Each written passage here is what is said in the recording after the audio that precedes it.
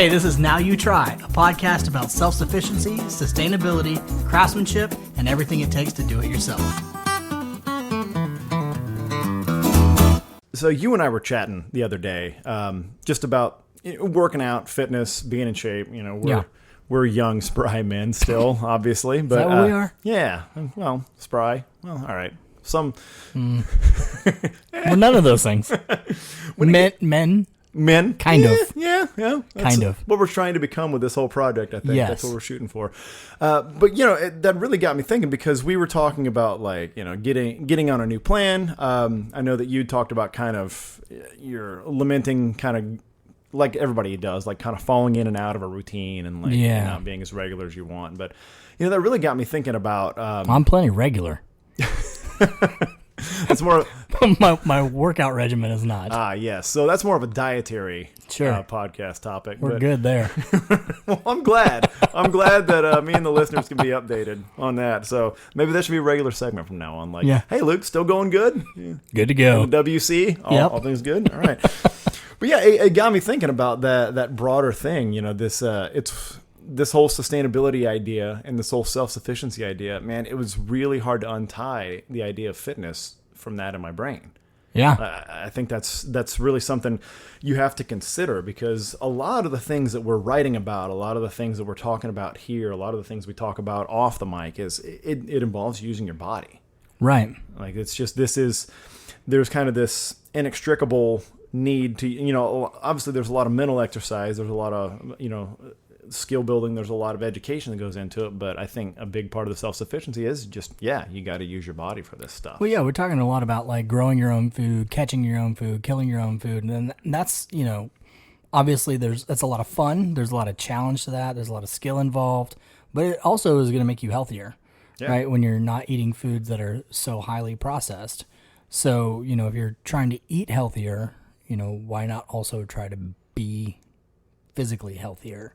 Yeah, and really just kind of fits. Like it's we have this big overarching goal of sustainability, I think, and I think a lot of people are moving that direction now. But I think it's also, you have to realize that it's not just about like the broader environment. Is some of the reason that we're gardening our own food, we're hunting our own food, and that we're learning to prepare things ourselves and relying on people to make it for us less, is that you get more control over what goes in your body when you do that.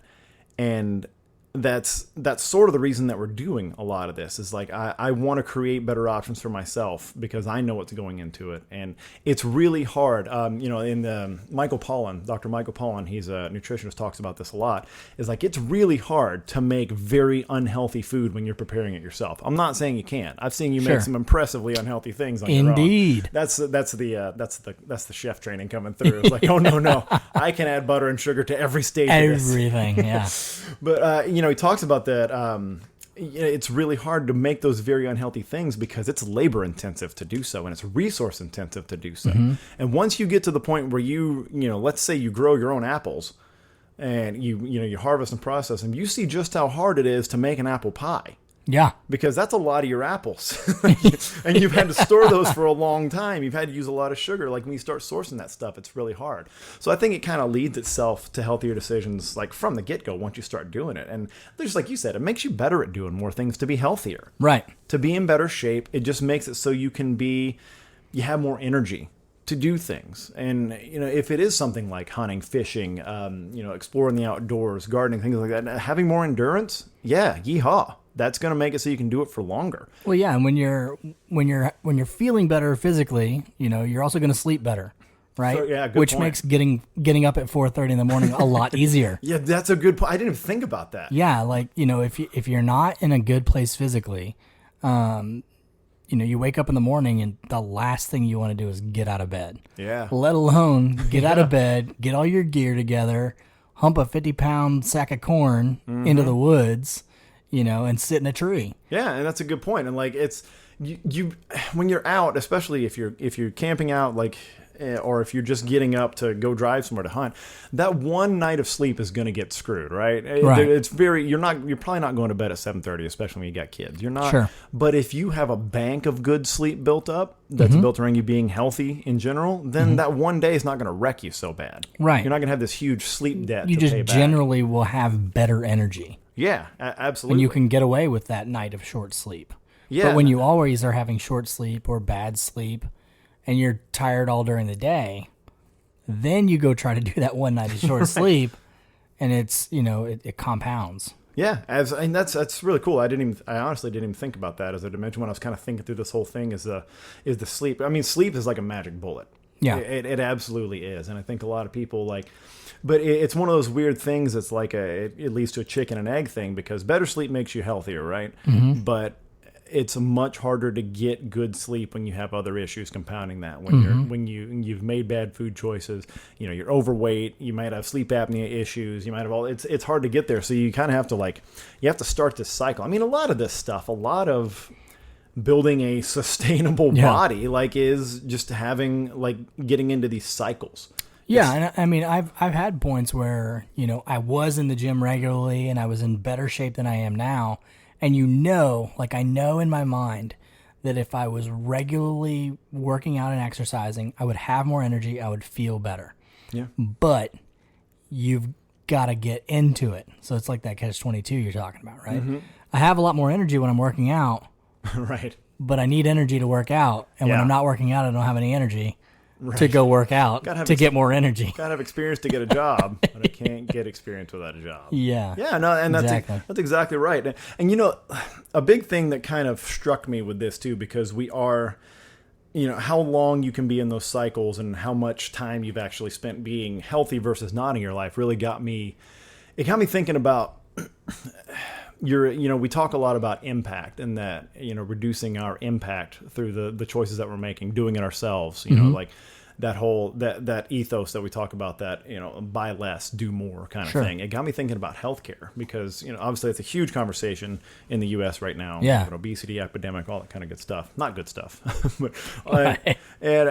But when in general, healthy people that are, making good choices, they're gonna use less healthcare resources. Right. You're going to go to the doctor less. You're going to take fewer medications. Yeah. You're going to need to go to the hospital fewer times. Right. And, I've worked in and around hospitals, as is my wife, for a long time. And just by necessity, that's one of the most wasteful places on the planet. Just because, things are single use a lot of times. There's a ton of plastics that come out of there. There's a ton of energy required that has to be made somewhere. And we're not on a solar grid anywhere. So, that's got to be made somewhere. And there's a lot of resources that go into keeping a healthcare system up. And if you're using less of that, like in an acute way, and by that I mean some things go wrong with you when you got to go get checked out. Right. Then again, I say yeehaw to that because that's awesome. You're doing your part to not stress the system so much. Sure. Not to mention it saves you a ton of money. Also that, yeah, yeah. So that's obviously we're podcasting from the United States of America. So yeah, if that ambulance ride will, in addition to putting a lot of CO2 emissions, it will also take $5,000 out of your pocket, basically. Yeah, exactly. Yeah, and that's before you count all the stuff they use to keep you alive from A to B. Right. Yeah. No, just call me an Uber, please. Just let's just make it. That's a whole thing. Like Uber was like, you guys have to stop calling Ubers. When you're I know it's a lot cheaper, but they're not medical professionals. Yeah. Also, don't bleed in somebody else's car. Please don't bleed out of my Jetta. Yeah, exactly. That's not what I signed on for. I mean, I still wouldn't give anybody less than a 5. Sure. As long as he, if I'm bleeding out in his car, I would understand if he's upset about it. But as long as he still didn't talk to me during the drive, I'd still give him a 5. Well, now they have you can set all these preferences. Really? Do you want to talk in the car? How do you want the temperature in the car? You can pay for this premium Uber service where you can make a lot of requests. Never and cold are my answers forever. Exactly. that's all. How's it going? Have a nice day. That's it. Yeah. That's our conversation. I have gotten in the habit of pretty much every time when I say goodbye to the driver, I'm like, 5's for you. I just want them to know. Yeah. I just want the stress to be gone from their life. What percentage of the time? So how long you been driving an Uber? Right? It's like 90% of the time. Well, it's just it's the new taxi cab conversation is all it is. Yeah. It's just the new taxi Instead cab. of where are you from, it's how long have you been driving an Uber? So, we were when we were talking about this, my wife, who works in healthcare, kind of wryly brought up the point, but I think it's worth talking about. Sure. That, yes, you will have less impact in some ways on the healthcare system, but you will be alive longer. Yeah, using more natural resources. You're right. So is there a net gain on living longer? Like, are we actually because, if obviously insurance companies, they'd like you to die soon and cheaply. Well, but then you pay fewer You're not paying your monthly premiums. bills. Yeah, you're not paying your premiums as long. So there's like a balance point where they probably want you to die the most. They've done the math. I'm sure. They've got a team of actuaries. That is one thing you're actually They got very, a team of very smart in actuaries, and the pointing out. actuaries say, well, if they kick the bucket at 53 years old, then we've made maximum money and we pay fewer dividends. At that point, they start sending out mailers that have things like parasailing on the thing. It's like, feel secure in taking parasailing trips or whatever. Ever dreamed of swimming with sharks? Here's a coupon. Yeah, buy our Cadillac package or whatever it is, and then Yeah. you can go safely. Oh, okay, maybe I will go swim with those. For sure. But yeah, so I think that's an interesting point too.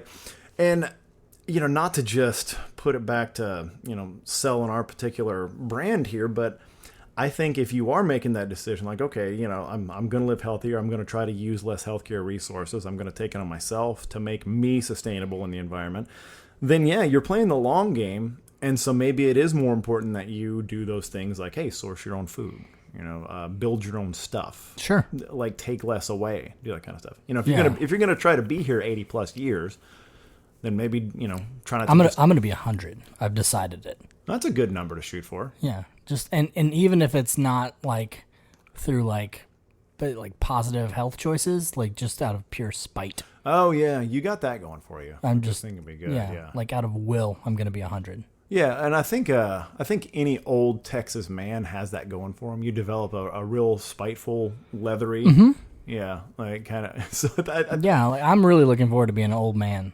I'm coveralls. Yeah. Oh, you're gonna be good at it. Too. I'm gonna have just barely off color jokes to tell the grandkids. Nice. That are enough for my kids to go, Dad. Right. Stop telling them these jokes. They're telling them at school.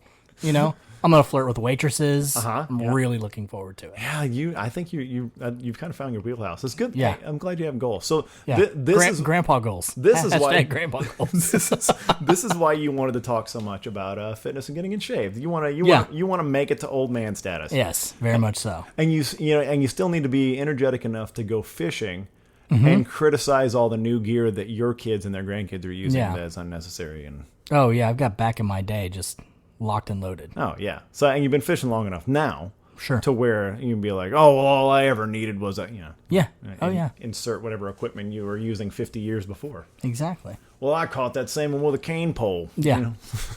So that is a challenge I want to try. Is the cane pole fishing. I did that when I was a kid in Mississippi because Mississippi obviously that's going to be a thing, and it was another one of those things where yes, I caught fish, but I had a family member standing right next to me casting and holding my hands oh, you did it. Yeah. They hand it to you just to pull it out of the water. I'll count it though. Yeah, no, it counts for sure. But yeah, no, they really did fish with cane poles. The kids did down there too. So. Oh, you can get them at Academy. Really? Yeah. That seems strange to buy a cane pole. I guess we don't have a lot of sugar cane in Central Texas, so understandable. But not a lot of places to harvest your own. That feels weird to go buy a cane pole. Yeah. Huh. You can do it. Well, I'm really now jealous. I'm envious of the people that thought of that idea, by the way. Yeah. Brilliant. Yeah. Hey, this thing you can go pick and tie a string to, $14.99. Yep. I bet that's brilliant. I bet that's about what it costs too. Brilliant. But yeah, it's again, there's a cycle. I keep talking about.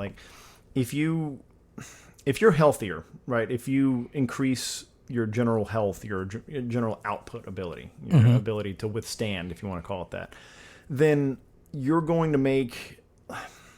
you're going to make more healthy choices because by default, that's what you're doing. Like, Right. You're making healthier choices. You're probably doing better things. You're doing more sustainable things. You're doing things that are probably environmentally less impactful. That's just, when you step away from the wheel of consumption that we have in our culture, you kind of, a lot of, obviously a lot of fitness has to do with diet, a lot of it has to do with activity, and a lot of it is refraining from the consumption cycle, is just stepping outside of that constantly flowing river of eat this, try this, take this, use this. Right. Like stepping outside that, those are healthier choices. And then you will become more able to do stuff by being healthier, by being more sustainable as a person. And then that makes it so, well, now I can choose to even do more stuff. Yeah. I can choose to do more things that are healthy. I'm relying less on stuff being handed to me and made for me and, produced, packaged, all that kind of stuff. Yeah. So, and I've felt that. I mean, I really have. I've felt that in my life. And I think that's a big reason for wanting to sit and talk about this every week with you and write all the things that we do. Is like, I'm at an age and I've put in enough time to where I feel healthy enough to where like, hey, what can I do? What can I do to challenge everything? What new challenge sits around the corner? Yeah. So, yeah, I don't know. Is that sort of where, with you wanting to get back on track, I guess is the best way to put it. Right. Lifting, running, getting more in shape. Is that kind of where it's coming from, or do you have other personal motivations that are? Yeah, I mean, I just want to, I want to sleep better. I want to feel better. There's a little part of it that I want to look better too. You know what I mean? For sure. And I will never knock anybody for having that as a goal. I used to way back in the day when we were younger and we were both into working out a lot. Like we used to knock people for that. Like, I'm trying to be some beautiful bodybuilder. Yeah, I'm just trying to be strong. It's like, yeah, but seriously, that guy's in better shape than all of you. So hush. Yeah. Yeah, no, I don't fault you for that at all. Yeah, there's a little bit of that, but I mean, also, I got a couple of young kids, and it takes a lot of energy to keep up with them. Yeah. And they're starting to do more activities and more sports and stuff. So I want to get in on that. Just kind of and I think just overall general, health. There's some history in my family of, heart disease and stuff like that. Same here. And that stuff starts to scare you. That's too. terrifying. Yeah. You hate to be like, well, I'm only 37. I don't even think about that. But that's about the time to start thinking about it. And you see people all the time, like he was 42 and he just dropped dead of a stroke. Yeah. Like, golly, that's 5 years away. Yeah. Well, and honestly, I'm glad that you're, again, it's not like, I'm glad that you're having that conversation out loud and being so open about it. But it's also, obviously this is an audio format, so people can't see. Like, Luke's not like a 400-pound shut-in. Like, you've lifted, you've trained, you're an outdoorsman. Like, you take care of yourself to a certain extent. But I think you're talking about a higher standard for yourself. And I mean, it's, I think if you were to see me walking down the street, you're not going to go, wow, that guy's a huge fat guy, right? He's one M&M away from God. Exactly. Damn. And it's not like we sit at our house and eat McDonald's every day. I don't know when the last time was I even had McDonald's. Mine was 2 days. Mine was 2 days ago. But, we'll have fast food on occasion. Yeah, but it's a treat. At least 5 nights a week, we cook dinner at my house. Yeah, well, you're a chef for the love of God. We're using whole unprocessed ingredients. I'm not dumping a box of stuff into a pot with some water and cook it. We're not eating a ton of preservatives and all that kind of stuff. So it's not like I eat poorly. It's not like I get no exercise. Right. I do go to the gym a few times a week, but I'm going to the gym, and we used to talk about this back in the day. I'm going to the gym with no plan. I'm just doing whatever my heart feels like. Right. And that is horrible. Yeah. I mean, it's better than doing nothing. Better than sitting on your ass. That's right. But, just going and like doing 3 sets of 10 squats and then hitting the treadmill, like, that's not going to help me meet my goals. No. And, what it requires... It may keep me from dying a little sooner, but, right, but it's you're not making progress. Right. Like I'm not going to lose a bunch of weight doing that. I'm not going to get stronger. I'm not going to get faster. Right. I'm not going to be more efficient. Your body as a machine, you want it to be as efficient as possible. Right. And it's not going to do that by just kind of doing whatever at the gym. Yeah, you're staving off decline a little bit, but sure. And kind of what it requires is and why people get caught up on the idea of programs and what you should do is that sticking to a program is a way to shut off that part of your brain and it'll actually, following a program and making progress on it, kickstarts the process. Yeah. Like if you, for a year, you have a program where you're doing, 5 sets of 5 of something, and this many meters on the treadmill, or this many meters on the rower, or this many miles on the treadmill, and you're trying to progress, that kickstarts it to where everything starts getting easier. And you start because as it is right now, like when you go in and you just kind of, keep the status quo, nothing really ever kickstarts. Your body doesn't adapt. So there's that, it's funny. I just talked to my 10-year-old about this the other day. There's a principle in the body, specific adaptation to impose demand. And what the body's really, really good at is if you keep asking it to do something, it's going to start changing to make it easier for you to do that. Bodies are energy hogs. They hate expending energy. They try to hold on to it. That's why the stuff around our middles, that's what it's for. Yeah. And if you start putting the demand on the body to like, hey, I need to run a mile at this speed, and you start working towards it, it's going to adapt you to do that. It's going to add muscle. It's going to subtract fat. It's going to increase your ability to process oxygen, the amount of hemoglobin you use. It's going to do that. But the program is to get you to where it starts. Right. Because as like you're talking about right now, like I've been in this exact same spot that you are. It's like I'm going out, I'm hitting whatever I need to feel like I did something, and then I'm leaving. Yeah. I'm not demanding anything in my body that it hasn't already done. Right. I'm not progressing towards the demand. I'm not building up on the mountain. So, and speaking of which, the mountain, So I have confirmed that I'm going. I got that Colorado Elk Hunt in South Colorado. Oh, nice. That's happening. So it's Unit 80 and 81 is where I'll be. So in. jealous. Yeah, it's gonna be cool, man. It's gonna be hard, but it's Unit 80 and 81, which are obviously mountainous, and a lot of the hunting takes place at 13,000 feet. Oh my God. Which is high for those who don't. That's pretty high. So what I'm dealing with is now I have to change my idea of what my training is for the next couple of months to be ready for that. How do you simulate like that oxygen deficiency? Yeah, there's some theories on that. Or is that even something you're concerned with? I mean, you're concerned with it, but are you concerned with training in a way that replicates that? Right, a little bit. There's not, again, this could be like a whole other shoot-off podcast. Yeah, we talk about with this kind of training. But so, like when you're trying to put together a plan for just general fitness or for like a goal like that, there's like dimensions you got to look at. So the important ones would be like what I'm looking at is something called Vo2 Max. So Vo2 Max is basically how efficiently your body gets oxygen to its tissues when it's under exercise. Okay. So it's measured in this ridiculous way that nobody's ever going to understand, but they just understand the number. But it's milliliters per kilogram per minute. So yeah, math it up, everybody. Definitely just made that up. 100%. I just said some words. I said some metric words to make it sound scientific, and then put a time on it. Unit time. Sounds like he knows what he's talking about.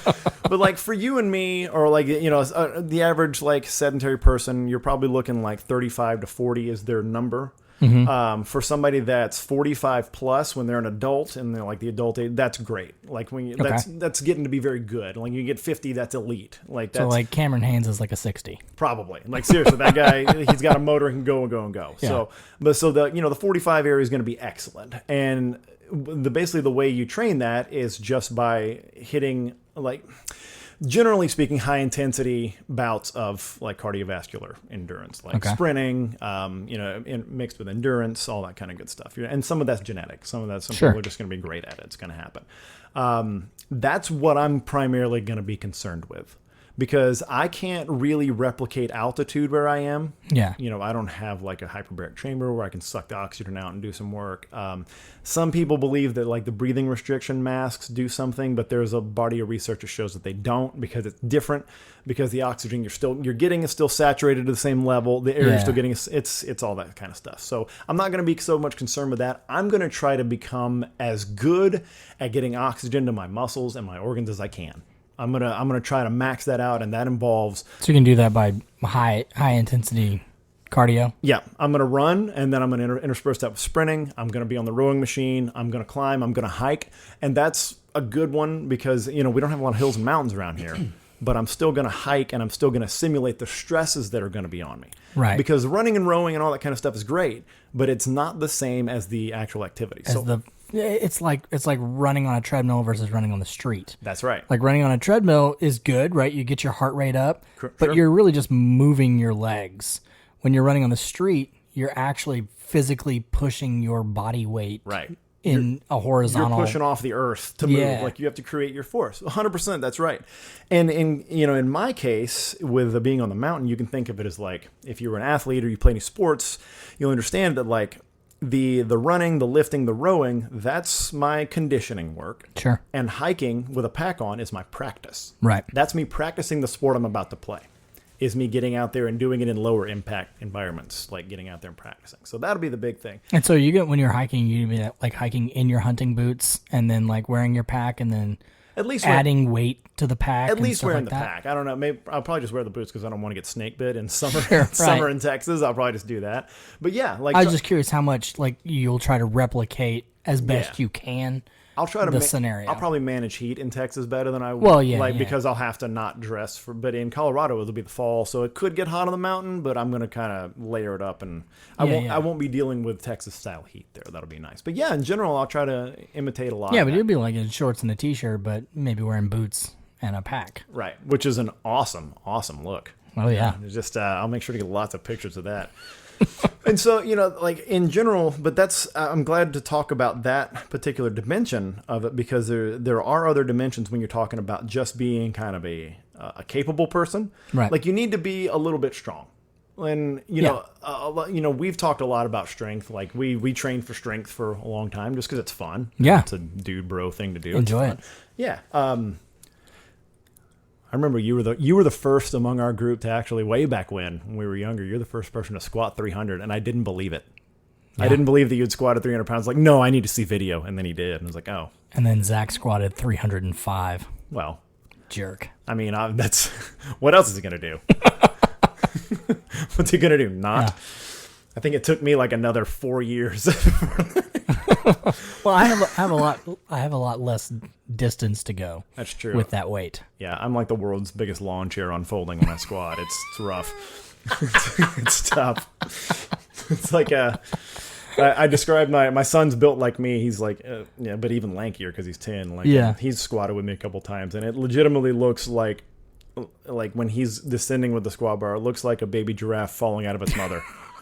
Like it's like whoa, So wobbly and so awkward. floppy. Like just slow down. But yeah, like it's good to be strong. But I hang around a lot of strength athletes and people that are super maximally strong. So I'm always biased towards that, and I like it. But for an everyday life, and for somebody that's an outdoorsman, somebody that's hunter, fisher, gardener, like farmer, like it's important. But you shouldn't sell out on everything else Right. to get it. You shouldn't sell out 100% on it because there's a point of diminishing returns of anything. And I think that's one of the things that goes wrong in like the whole fitness industry in a lot of times now generally is that people get enamored with one particular thing. Like you mentioned Cameron Haynes, like he's super endurance. He also lifts weights, but that's like he's most known for the endurance part. And if you just sell out 100% on endurance and you do it to an elite athlete's level, then by necessity, it's like the equalizer on a stereo. You're going to have to drop some other levels at some Right. point. You're going to have to sacrifice things, if nothing else, based on the amount of time spent. Elite athletics are very rarely healthy. Right. It's very rare. Those people, they're going to be healthier than the normal population, but they're going to have deficits in other places when you do elite athletics, unless it's like a decathlete who does everything. But, Right. So you Like your ultra marathon runners. right, and I think people get enamored with that because of the goal setting part of it, and it's good to have those kind of things. But for general health and fitness and the sustainable like body, if you want to call it that, is you need to have a balance, and you can't Sure. sell out on strength. One thing I think when I'm thinking about my Colorado trip and just our needs, like what we're talking about, I think one thing that's really important for people is muscular endurance. Is because your muscular endurance is basically the amount of repetition or the amount of stress that they can take before they start failing, more or less, or before you start, you get too much lactic acid buildup, all that kind of stuff, and you start to develop weakness or like trembling or like the inability to hold things steady. And you kind of see where I'm going with that. Yeah. Is that if you don't have good muscular endurance, it's going to be a lot harder to cast properly. It's going to be a lot harder to aim a bow, to aim a rifle, to do the things you want to do. So those are like the big things that I'm kind of keeping in mind. I'm strong enough to be on the mountain. I know that. Sure. Just because of my background. I'm strong enough to be there. But do I have enough muscular endurance? I don't know. Let's put ourselves under some stress and then shoot a bow and see how it goes. Especially, here in Central Texas, if you're bow hunting, you're going to be shooting at a deer at a feeder. Yeah. That deer's going to sit there and eat corn until you shoot it. He's going to hang out. When you're hunting in Colorado, you're going to have to hold that bow at full draw until that elk gives you that shot, right? Yeah. You might see him walking through the trees, but you need a lane, right? There's got to be there's a spot you're going to wait for him to walk into, and he may take his sweet time. Yeah. And you got to be at full draw ready for that because you're going to have that moment. Right. He's looking for ladies. He's not trying to hang out any one particular place because I want him to. Yeah. You might get lucky and he stops to eat something, but how much of that, that entire trip do you want to put on might get lucky? Right. So as much as you can do to mitigate that. Yeah, and that's a good point. And again, they don't feed at a feeder. They're browsing wild food. Yeah. So they're going to move around. So yeah, that's a big concern for me that I got to look about. But for you, like, and we'll probably have lots more conversations about it. I really think if you just keep that in mind, because your goal, we don't have any goals of being pro athletes. We don't have any goals of being ultra marathoners. We don't have. But what we want to be is we want to be healthy and useful and capable. Right. And I think if we start talking about how, what program works for Luke, what is going to be the same thing that works for anybody, but we'll kind of tailor it towards like, well, hey, here's what Luke likes to do and what he wants to be good at. Like, I want to be able to spend more time outside. I want to be able to spend more time doing things with my kids. And that is different than, somebody that's purely lifting to look better, to get a partner, right. to get girls or to get guys. Like, that's different. That's purely different than somebody that's lifting to lift more weights. It's a different thing. And I think the good thing is that those three things, especially the Vo2 Max, getting strong, getting some muscular endurance, will just make you better overall. Yeah. You'll just be an in shape person if you do that.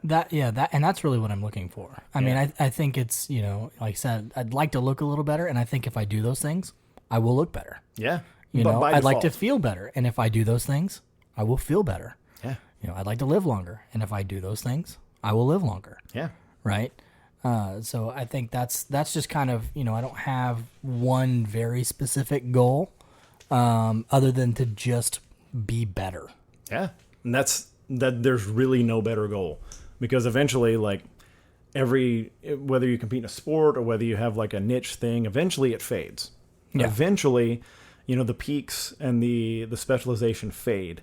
And at the end of life, as you get older, what you're left with is, can I get up from a chair by myself? If I fall down, can I get back up again? Right. And all those fundamental movements, like the squatting, the pushing, the jumping, the running, what you're doing at a certain point is you're just trying to hold on to those. Yeah. You're not trying to build them anymore. And the more time you spend early on building those up, the longer the decline takes. And the longer you hold on to the ability to be self-sufficient and do things for yourself. That's very important to me as well. Yeah. I've seen, like my wife's grandma, like, she's in a wheelchair. Yeah. Most of the time. She can get up and walk from, the chair to the bed or whatever, but I don't want somebody to have to load and unload a wheelchair everywhere we go when I'm older and push me around. Like, I want to handle myself. Hell, I mean, yeah, man. The first word in our slogan is self-sufficiency. Yeah. That's the first word. And that's, if you somehow trick yourself into thinking self-sufficiency involves like just skills and just education and just being an outdoorsman and just being a craftsman, you're fooling yourself, because a lot of it has to do with how long can you keep yourself upright to do that. Exactly. Yeah. It doesn't matter if you can do all that stuff, if at 60 years old, you can't get out of the chair. Right. Well, so your stepdad, he's not an old guy, but I mean he's older than us for sure. And I mean he was out there building a deer stand with you, right? Yeah. I mean, that's awesome. That's rad. Yeah. How did that go, by the way? It was hilarious because I was like, all right, so I want to make this stand. He had this pre-existing structure that's, I don't know, 9 feet tall. Yeah. So we welded some sleds onto that. That was amazing. This was my first time welding and using a cutting torch and all that. So that was awesome. I don't work with metal either, and it's always amazing to me because like, oh, you're a real man. Yeah. I see. I cut metal with fire. Like, that's awesome. It's hard to beat. So that was cool. And so I thought, well, I'll just put, 4 posts in the corner of this thing, and it's 4 corners. And then, skin it with some plywood and slap a roof on top.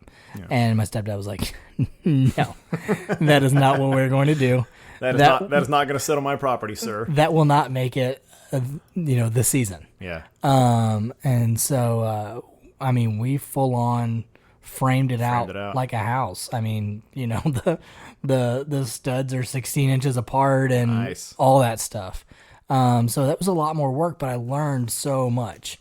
And I learned, just little things about, you put this distance away because these are this long, so you put your studs at 16 inches because plywood is 48 inches. And so the way it sits, you can put 2 pieces of plywood onto 1 stud and just little things like that. And I may have my numbers off, but you know what I mean? Well, yeah, and the length of the board determines its like tensile strength and what kind of wood it is, and what kind of load it can hold. I learned all that building that deck in the back. It's like, oh, I have to actually do math. Well, and it was fascinating to see, like, you framed out a wall, and you're like, that's kind of wobbly, and then you attach that to another wall, and you're like, it's a little less wobbly, and then you start putting plywood on, you're like, oh, now it's not wobbly at all. So everything that's on there, you think maybe it's on there aesthetically or whatever, but it all strengthens it.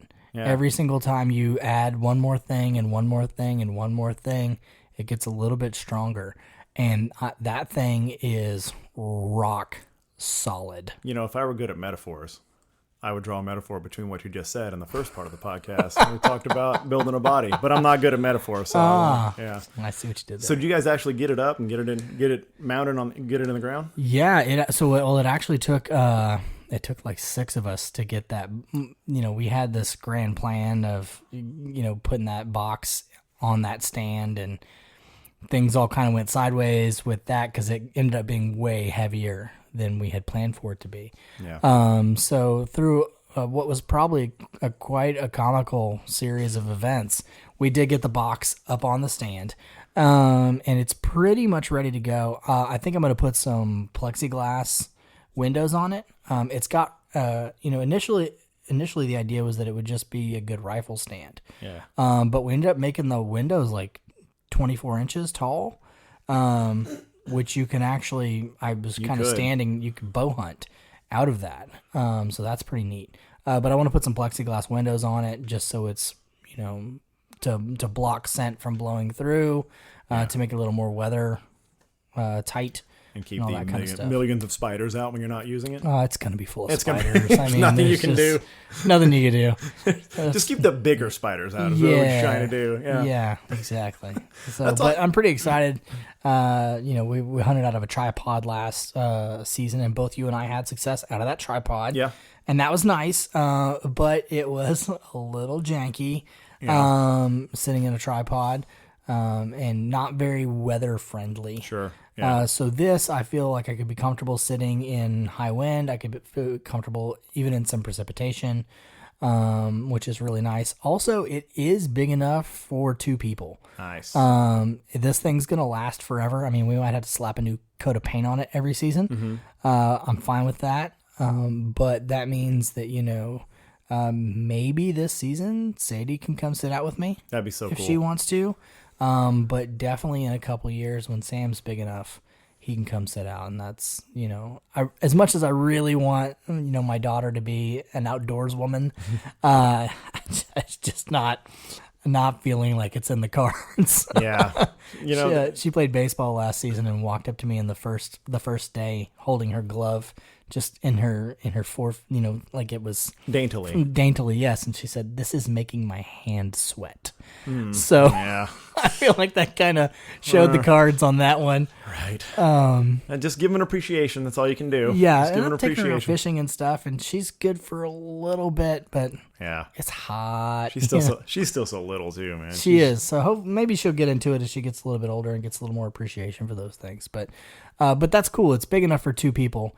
Get some pics of that thing, man. I mean, you can put 2 dudes in there. Nice. For sure. Which would be cool to. We probably will.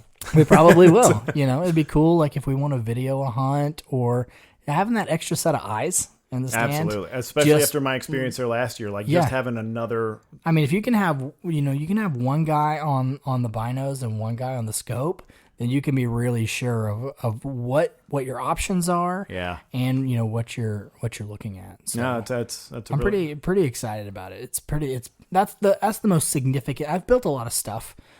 Just kind of little things here and there, but that's the most significant thing I've built. Yeah. And I learned so much in the process too. Yeah. It was really neat. I really like that. I like building stuff that you have no idea how to build. That's the best because I may have told you about this before, but I built the garden beds we have in the backyard, and the first one was it was cool, and oh man, I'm figuring out how my own way of doing this, and then the second one was oh god, I just had to I knew what to do, and it was just work by that point because okay, I know the plan for this.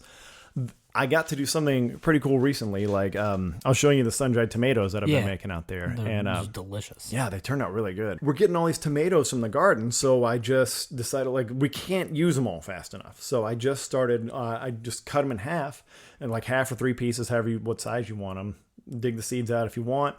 Throw a little seasoning on them, stuff from the garden, a little bit of sea salt, throw them on that dryer, and it's I thought it'd be 3 days. It's 2 days, maybe. They become sun-dried tomatoes. Again, we're living in an oven, so it helps a lot. Well, that salt helps too. The salt draws out the moisture. Yeah, so that obviously I knew that. I mean, I was just seeing if you knew it. Yeah. But yeah, just jarred them up in olive oil. It's been fantastic. Nice. So that's an example of one of those things. I didn't know what the hell I was building.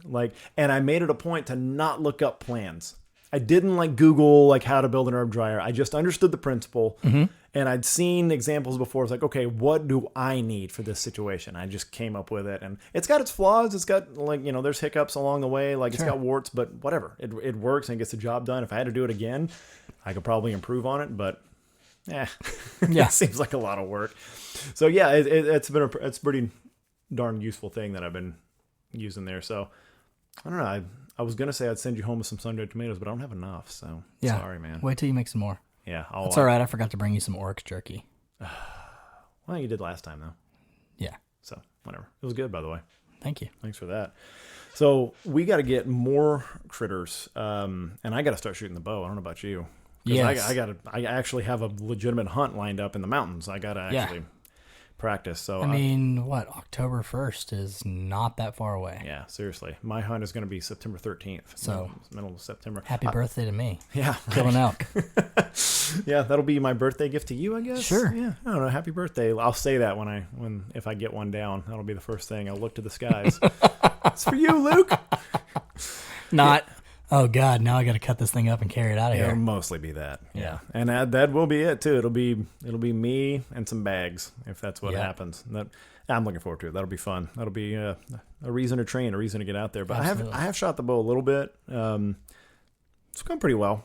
If we're being perfectly honest, I have not shot my bow in a couple months since maybe the end of hunting season.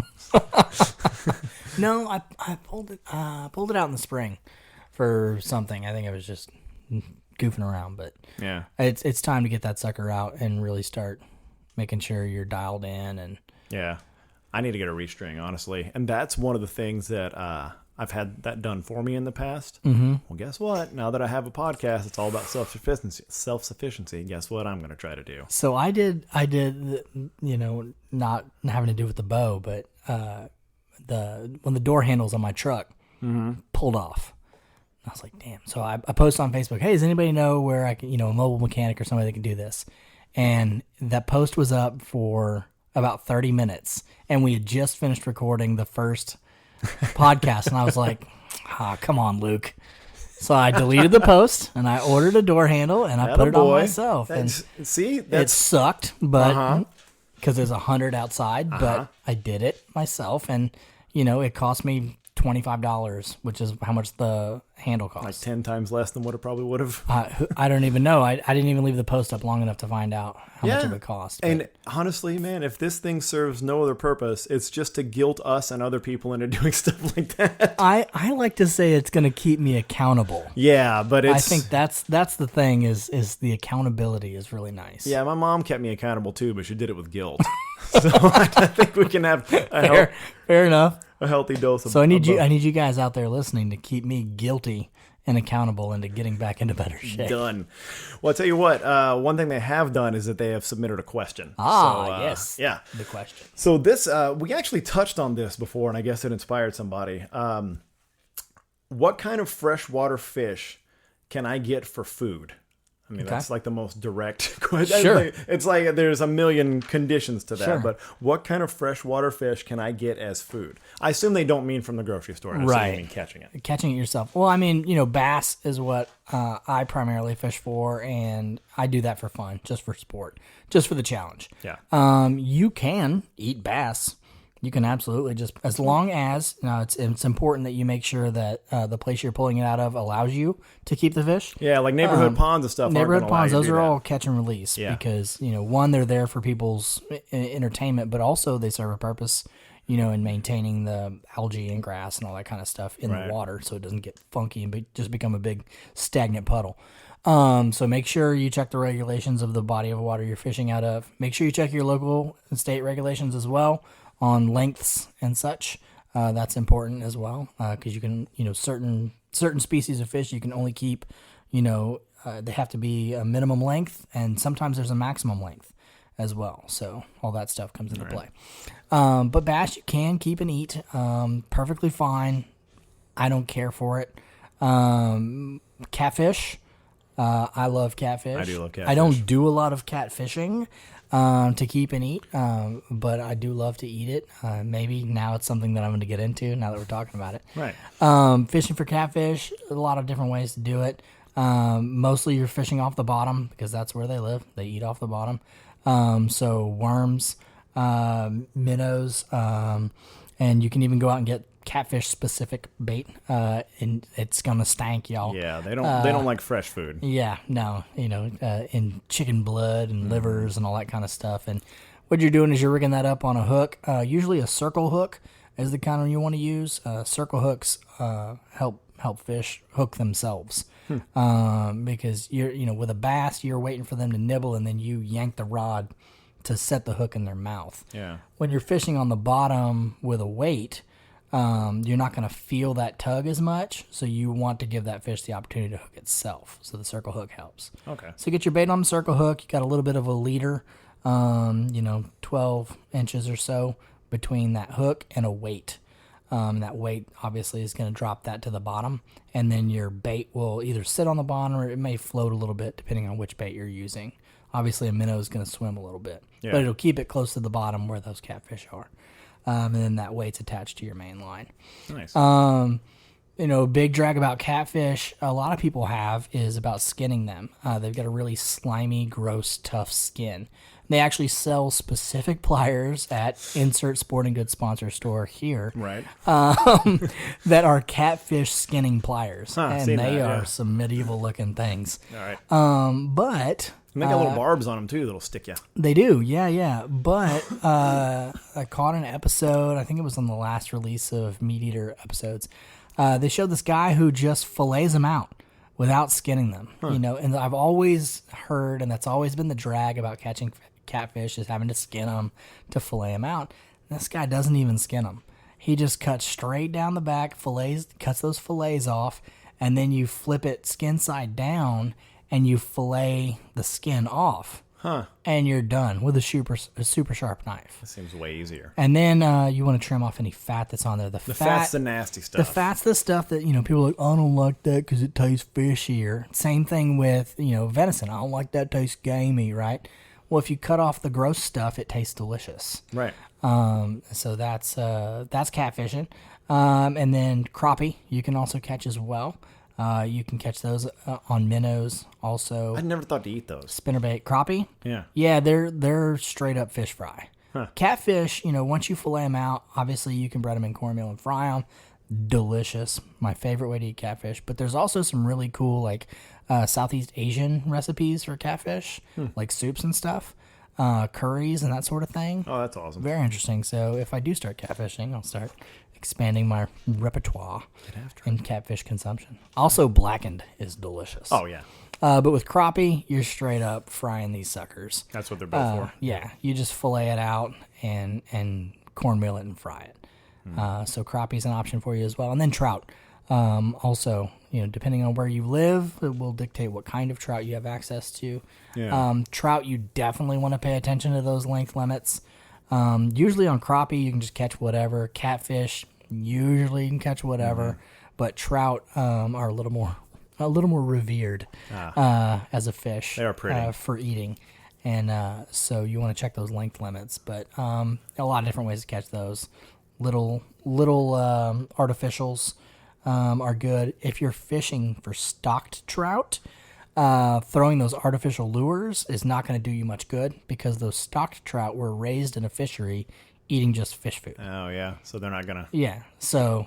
Like, what is that? Canned corn, frozen corn. I've seen Velveeta cheese. Yeah. They want to eat something that looks like an artificial That's fish what we food. used when we went out for the stocking this last year. It was, yeah.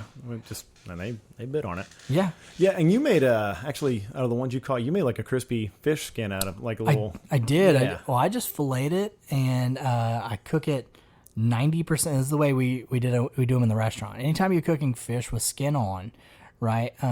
If it needs to be scaled, scale it. Obviously, trout don't have scales, so you fillet it out. You get your pan nice and hot. Get some fat in the pan, whether that's butter or oil, whatever. Put it skin side down, and when you first put it down, you want to press it because what it's going to want to do is curl straight away. Yeah. And we want to get all that skin crispy. So you're going to press it, not squishing it, right? But we're just trying to keep that skin flat. And you're going to cook it like 90% of the way on the skin. Okay? You need to manage your heat. You don't want it to be too hot because it will burn. But, a good medium high is going to be good. And you want it to sizzle, right? Hold it down. And at a certain point, you can stop holding. But you'll watch that flesh start to go from translucent to opaque. And you cook it almost all the way through until that top is just the only part that's still a little translucent. Flip that for the last 5 seconds, and it's done. And you've got that crispy skin. A lot of people skin everything, and you lose a lot of flavor when you take that skin off. That fish skin is very flavorful, and what's really nice, when you get it super crispy, it adds texture, which is a thing a lot of people with fish, they don't care for the texture. Right. But when you get that crispy skin, it adds a lot of texture. It's really nice. I really, when I started cooking salmon and stuff like that, I started really like skin on, and actually using the skin as part of the meal was a big eye opener for me. It's like, that is delicious. Yeah. It's like and then if you have leftover, you can legitimately just make like little crispy chips and stuff that are like if you do skin the fish and you got the scales off and all that kind of stuff, you can just toss it in some oil and some salt and pepper, put it on a sheet tray, on a greased sheet tray, and put it in the oven until it gets crispy, and make little fish chips. Nice. Good garnish for salads or whatever. Nice. All right, well, that's making me hungry. I'm sure that was... These questions keep making us hungry. That's true. These questions are making me hungry. Well, that is that's becoming our theme now. Like every question, somehow we lead back to food, and like every time we finish recording, it's right at lunchtime. Yeah. All right, so let's go eat. Yeah. Thanks for listening to the Now You Try podcast. Check out content related to this episode and all other episodes, or contact us with questions at nowyouTry.com.